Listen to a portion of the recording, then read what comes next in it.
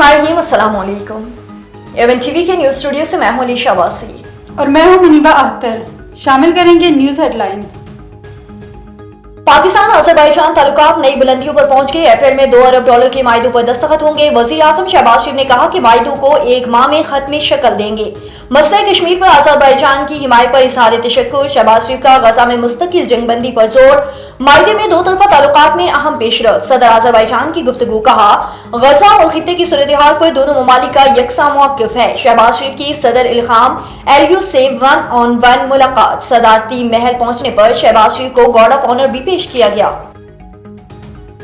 जजेस तबादलों पर एख्तलाफात रुकन जुडिशल कमीशन अख्तर हुसैन मुस्तफी। पाकिस्तान बार के मौक़िफ़ से मुत्तफिक नहीं, नॉन जुडिशल मेंबरान अक्सरियत से जजेस की तैनाती कर रहे हैं। चाहता था शफाफत के लिए रोल्स बनाए जाए। अख्तर हुसैन एडवोकेट के रिमार्क्स। इस्लामाबाद का भी ट्रांसफर जजेस को वापस भेजने का मुतालबा।